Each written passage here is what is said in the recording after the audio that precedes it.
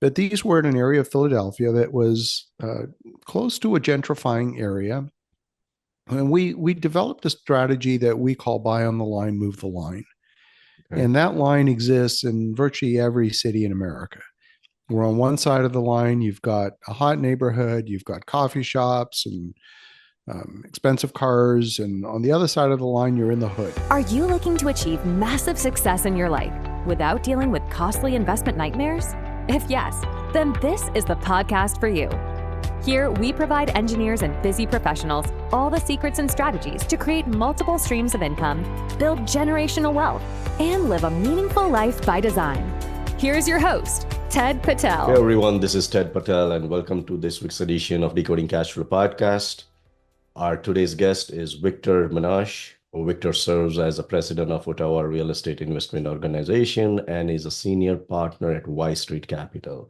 He's a real estate developer and specializes in building new apartments across multiple domestic and international markets. Victor is also the host of a podcast, Real Estate Espresso Podcast, and an author of one of the best-selling books, Magnetic Capital. Victor, welcome to Decoding Cashflow. How are you doing today? Thanks for having me. Great to be here. All right. So to get started with Victor, I know you have been doing the real estate development for a while. If you can give our listeners a little bit background about yourself on how did you get started? What did you do before you got into real estate? Well, like you and a lot of your listeners, I actually come from a tech background. So I started my career designing microprocessors and spent a good chunk of my career in the semiconductor industry and the telecom industry.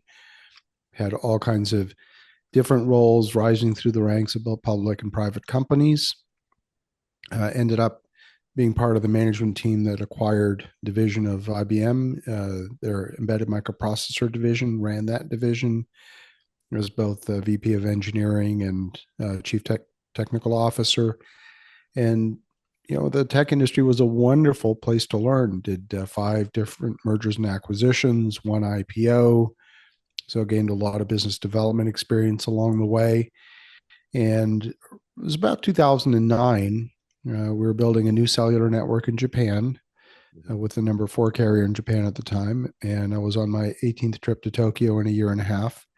And it was just burning me out physically. And I didn't care to have any more frequent flyer miles. I had more than enough. And so decided to make a hard left turn in my career into the world of real estate. And you might remember in 2009, there was something going on in real estate in the US. You might remember it. And it was no one can forget it. You can call it a big thing, small thing, whatever you want, but yeah.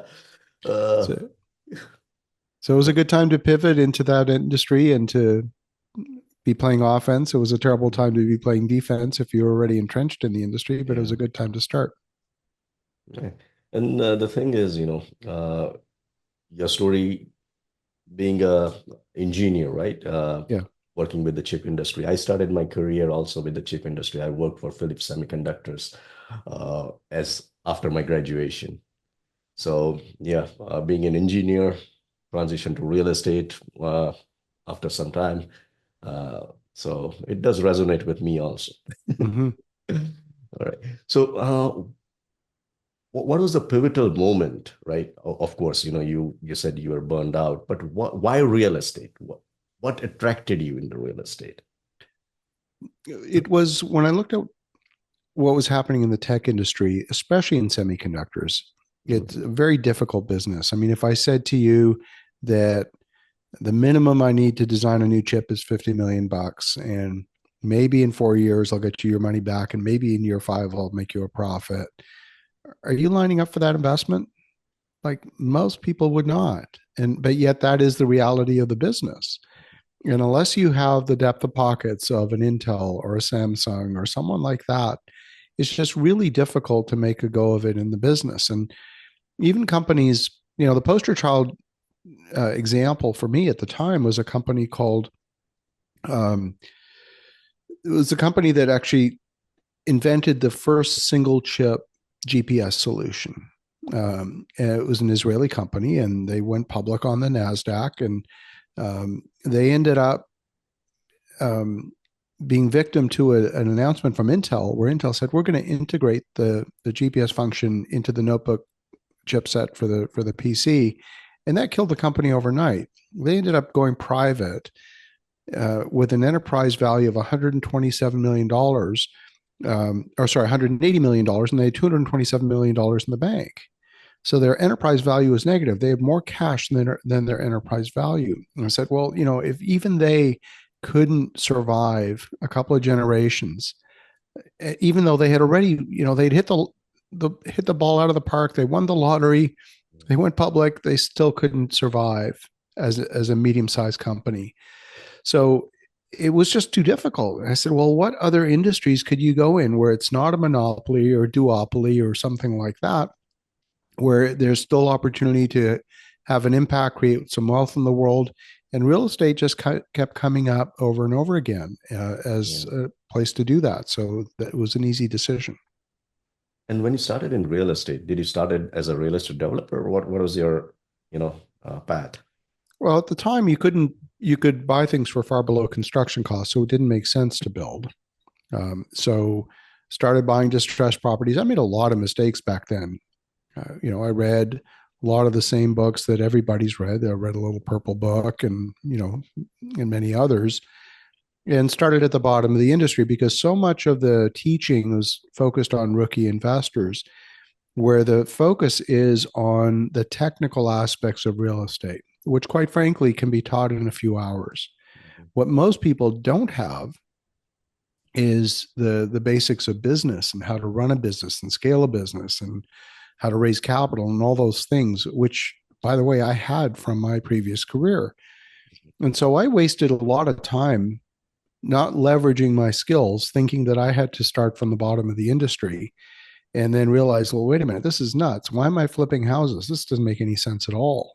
Why am I using my own money? I know how to raise capital. All of these things that I knew that I had to relearn, that essentially allowed me to relaunch my real estate career for the second time after I figured it out.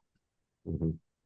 So what you said is you started with a fix and flip at a smaller scale, using your own money, and then started doing syndication, or maybe for 506B, and jumped into the larger projects. I think a lot of folks have the small investor mindset, and I did as well, which is that, you look in your bank account and see how much cash you have and say, well, I can afford a 1-bedroom condo. So that's what you go buy, or you go buy a duplex or whatever that might be. And that's very much the small investor mindset. Whereas in fact, the best thing to do, it's hard to stay small. You're better off doing bigger projects. And I had to relearn that. And it was a mentor who really taught me that. And he said, Victor, add a 0 or 2 or add a comma, because those projects take the same effort. And, the only constraint is capital. So just figure out how to raise the capital, which it turns out I knew how to do. I totally understand. Being from the similar industry, like as we talked about before we started recording this podcast, right? We also do the real estate ground up development for luxury single family as well as small multifamily projects here in New Jersey. And the time taken, it's not much difference if you're developing a 5-unit or 15-unit. The time taken is not, there's not much difference in the time. It's just the capital that you need. Right. And right. Yeah. And you have much more leverage when you're building a larger project, right? Because to maintain, if you're keeping it for as a buy and hold, to maintain those properties, it's much easier. The fees, like maintenance fees, the cost to fix anything just gets divided among the units. Well, not only that, it's also the leverage, because when you look at the skills that are necessary to run any business, those skills are required irrespective of the size of the business. Yeah. And so if the business doesn't throw off enough cash to hire those skills, then it doesn't work. So for example, today, our team, we're not huge. Our daily staff meetings, 12, 13 people every day. And So we're not a massive organization, but we're able to put some scale behind some projects, and that is a differentiator because now you can start to do things at a level that are institutional quality, where investors expect to see financials that are on point, and they expect to see industrial strength underwriting and all of these other things that we have that a single individual. I see so many people trying to be a lone ranger in this world, and they end up just being essentially amateurs because they have so many gaps in what they're trying to do that no institutional investor will ever invest with them because there's too many gaps. Mm-hmm. So tell us about your first real estate development deal. How did you get started? Where it was, and what was the size of the project? Well, it was a progression. It was a natural progression. So the first development projects we ended up doing were in Philadelphia. Okay. We ended up going to an auction from the Philadelphia Housing Authority. They were auctioning 600 properties in one day. They filled a giant ballroom with 1,000 Yeah. people. And yeah, I've been in a lot of auctions, but in New Jersey, not in Philadelphia. yeah. Yeah. And we ended up acquiring 15 properties at that auction for $350,000.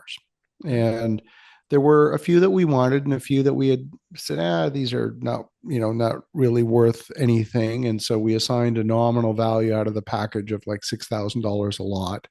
And we basically forgot about them. But these were in an area of Philadelphia that was close to a gentrifying area. And we developed a strategy that we call buy on the line, move the line. Okay. And that line exists in virtually every city in America. Where on one side of the line, you've got a hot neighborhood, you've got coffee shops and expensive cars. And on the other side of the line, you're in the hood. And I'm not, just let me guess, it's not Kensington Avenue, is it? No. All right. No, this is close to Temple University. Okay. It's an area that is literally, it's been transforming block by block. Okay. Almost one block a year. Mm-hmm. That line has been moving. And so we simply started buying properties just literally on the wrong side of that line and putting a little bit of scale behind it. Over the span of 4 or 5 years, we ended up acquiring, 85, 90 properties, pretty much all zoned multifamily. And we started doing small land assemblies. Okay. And for the most part, building by right. Occasionally we would seek zoning variances, but for the most part, building by right. And so if you put these 3 properties together, well, that might be a 9-unit building, and these properties over there, that might be 15 units or whatever the assembly density would allow for.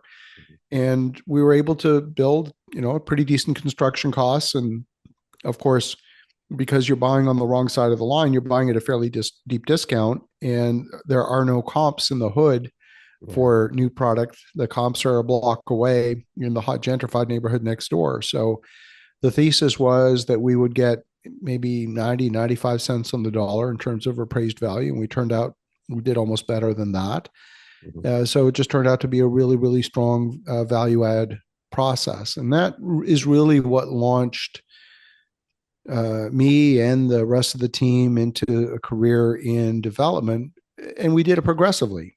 Each successive project adding one more layer of complexity and just building the skill set. So from doing infill development in a dense urban setting to getting zoning variances, to getting site plan approvals, to doing raw land and getting greenfield entitlement, just project after project, getting more and more skills. So it was a progressive approach as opposed to waking up one day and say, "Oh, I'm going to go out and buy 1,000 acres." It wasn't like that. Now we have gone out and bought a couple of 1,000 acres, but that happened later. Yeah, that's good to know. Maybe we can talk later about that project,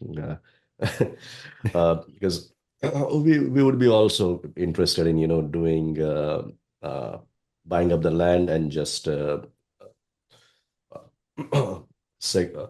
getting entitlements for separate pads on the land, selling it to the individuals who want to build their own house, just instead of doing 1 or 2 at a time. Right. All right. So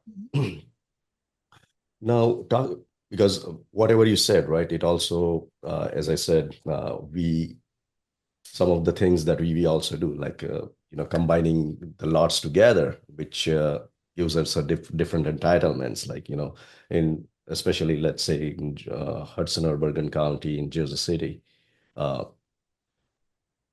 you combine two 2,500 lots together, make it 5,000 square feet lot.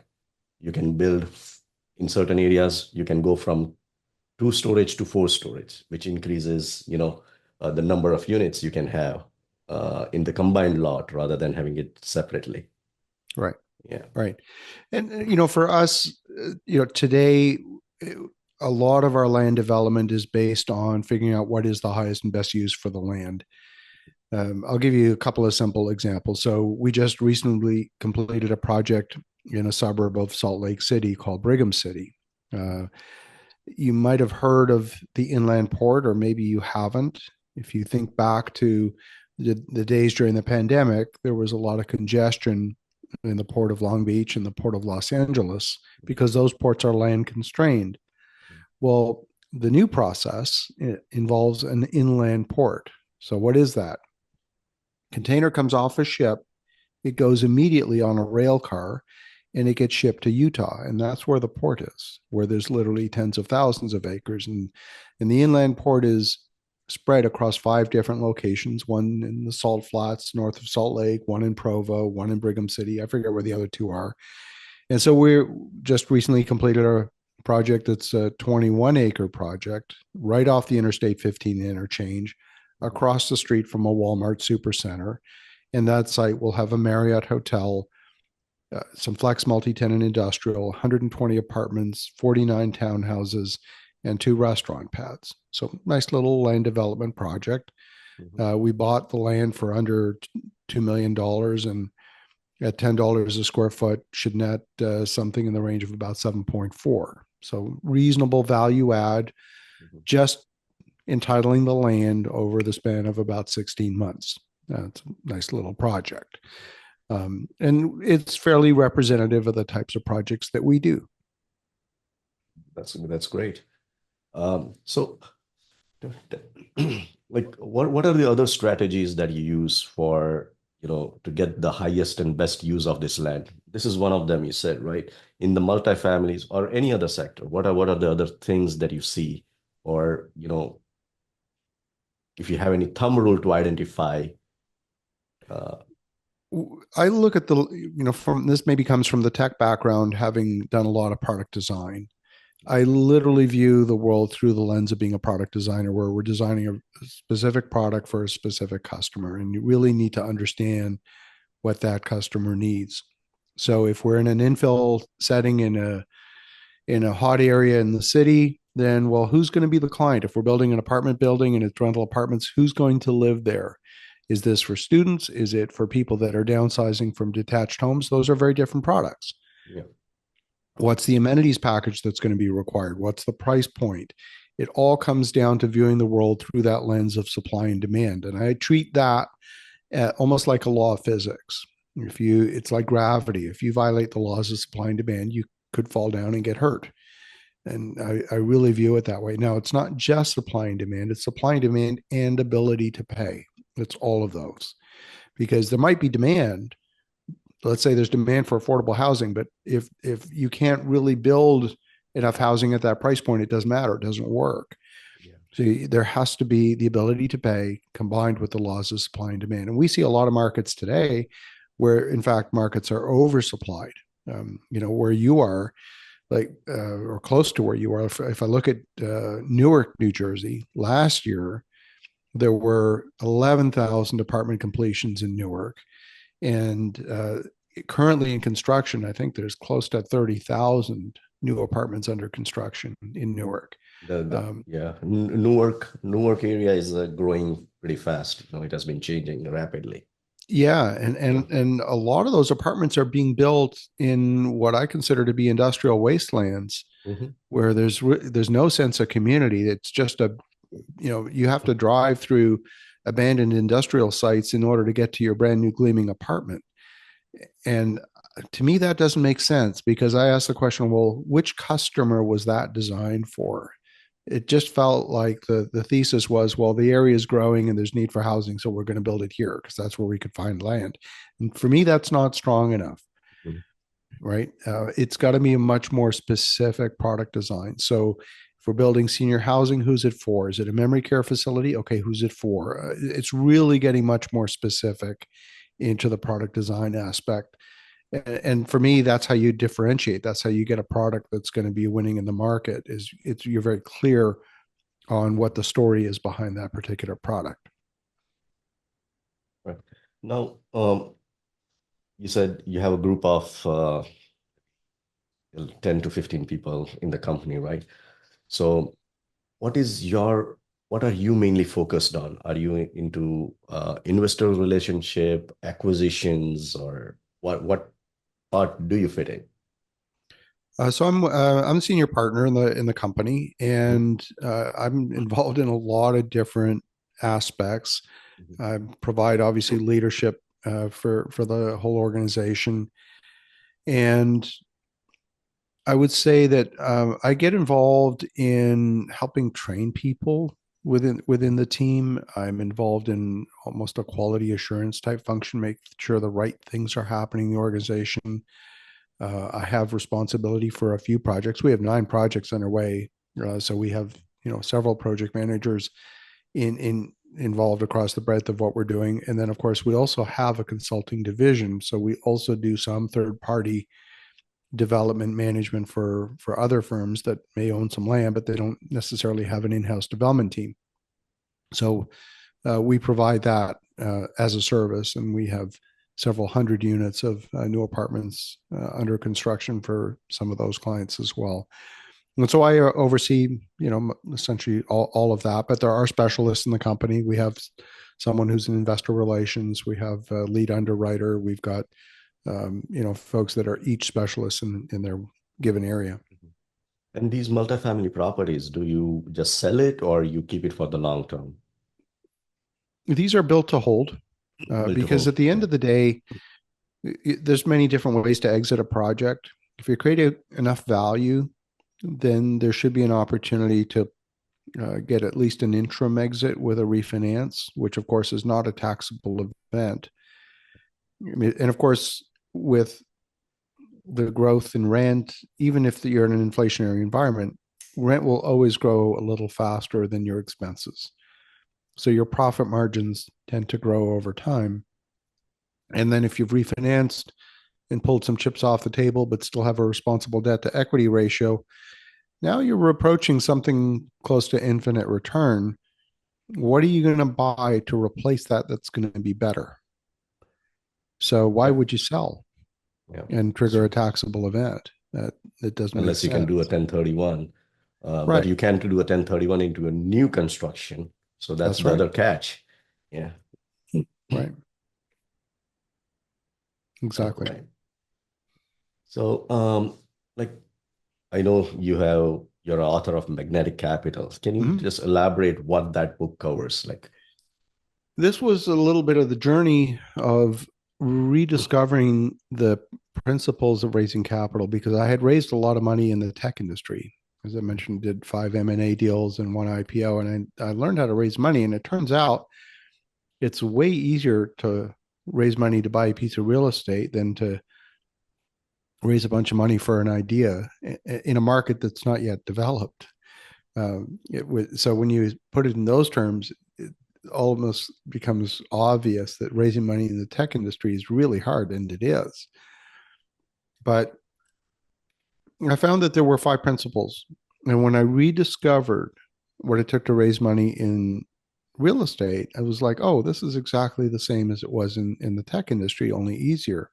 And when all 5 of these principles are adhered to, raising money is actually remarkably easy. But when one or more of those are missing, then it gets hard very, very quickly.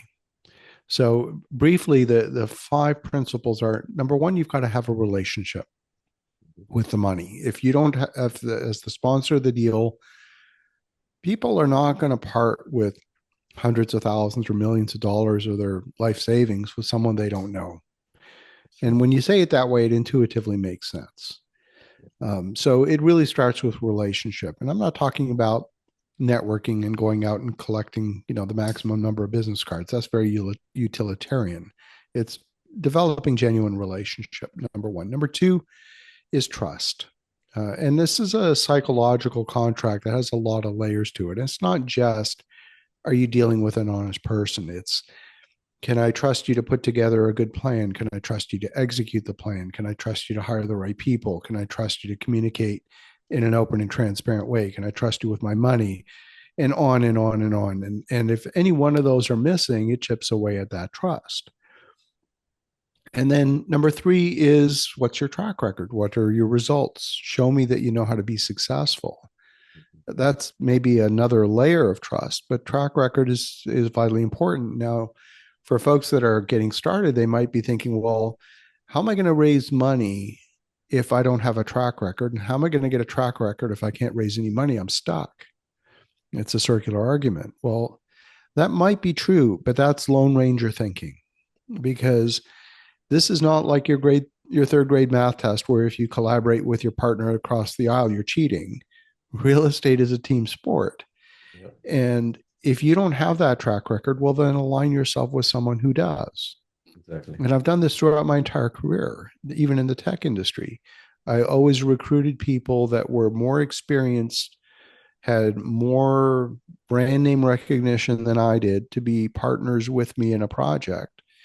And we continue to do that today, even in real estate. Then number four is, you've got to have a compelling opportunity. And that's a little bit in the eye of the beholder. It's a little bit like asking, is this image on the magazine cover beautiful? Well, it might be. But for one person, that definition of beauty might be a medical office building at 90% occupancy. And for someone else, it might be a storage facility that is 6 stories in a dense urban area. Everyone's definition of beauty is going to be a little bit different. And yet most people think it's all about the deal. And that's what they lead with. I got a deal. You want a deal? I got a deal. It's all about the deal. And it's frankly never about the deal. It's about all those other things first. And that's why I put having that compelling opportunity fourth on the list. It's way down on the list. And then the final element is what I call alignment. And that is matching the goals for the money with the goals for the project. And if that match doesn't exist, then don't take the money. It's not going to work. It's got to feel like a natural fit. So what is that alignment? It's things like, what's the size of the investment? What's the term of the investment? How long is the money going to be tied up for? Yeah. What is the risk? What's the security? What's the control structure? What's the tax consequence? All of these different elements that the most sophisticated investors are very clear on what their investment criteria are. And they may have a dozen investment criteria. And in that discussion, you might discover that you match on 11 out of 12. And that can be seductive because it almost works. But as we know, something that almost works actually doesn't.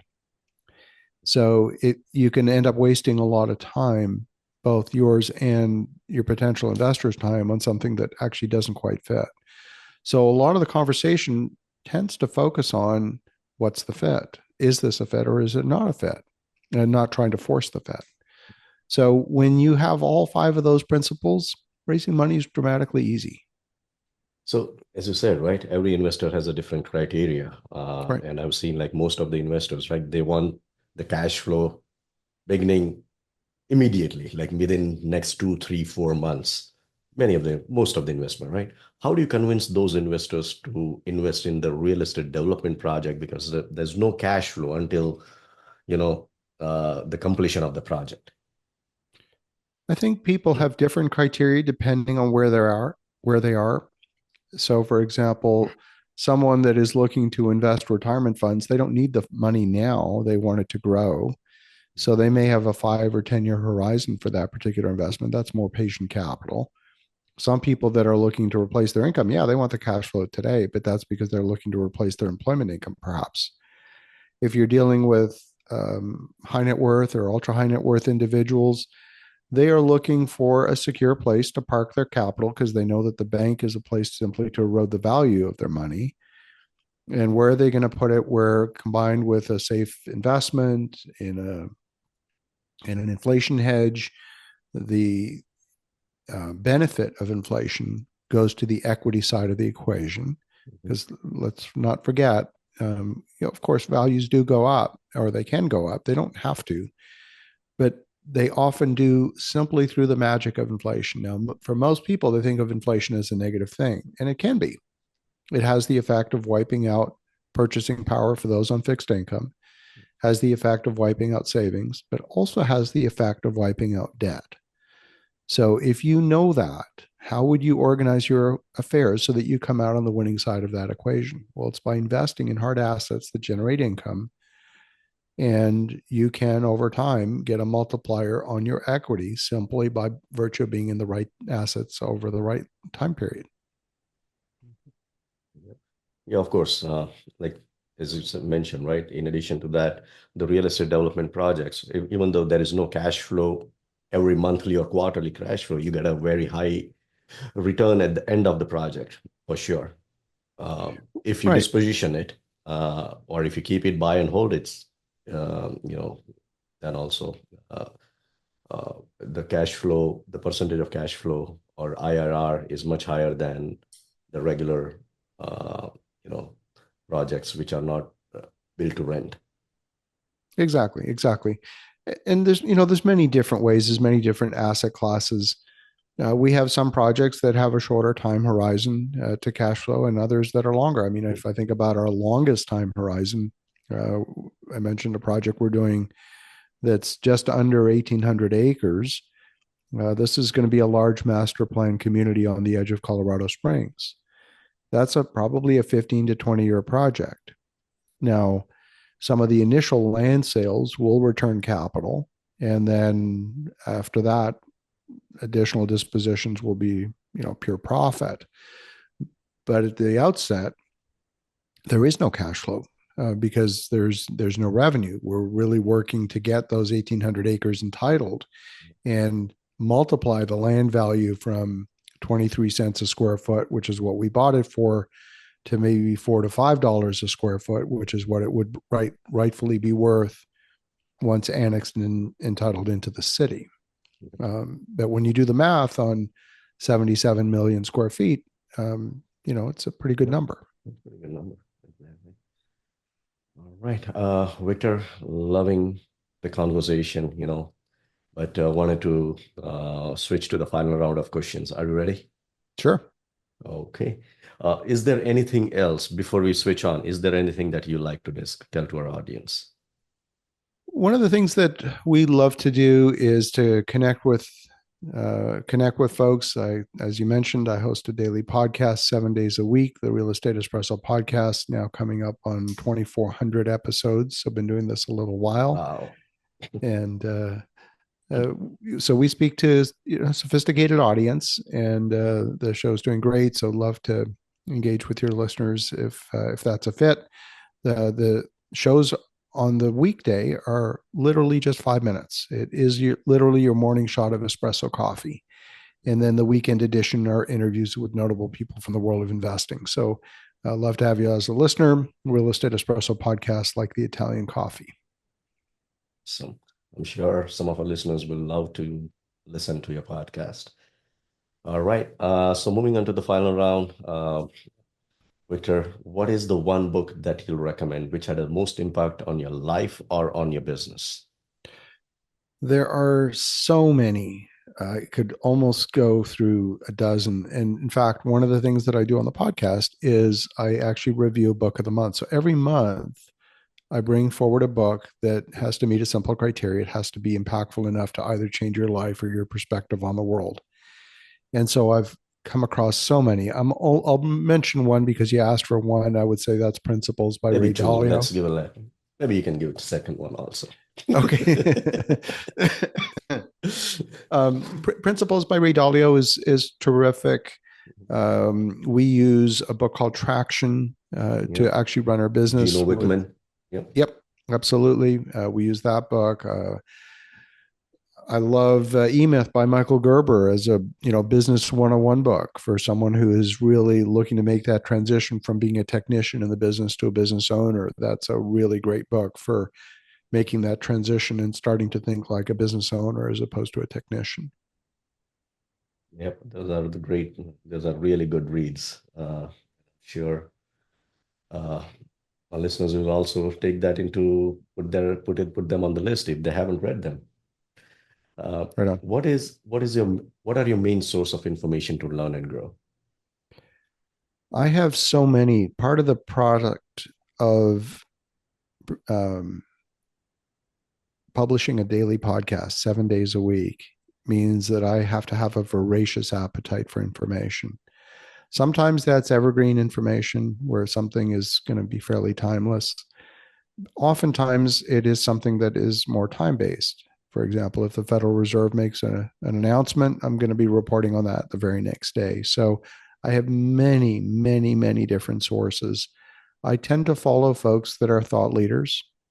For example, if it's related to the Federal Reserve, I'll connect with Daniel DiMartino Booth, who used to work for the Federal Reserve Bank of Dallas for 10 years. It's really based on connecting with people that are real thought leaders. If it's oil and gas, it's Dr. Anas Alhaji. Like there's just so many in each particular area. And so just, become a real student of that one area because there's so many different sources. And what I found in the process of doing a lot of deep research is that when I'm reporting something on the podcast, and I don't set out to do this happens by accident, but it just happens frequently.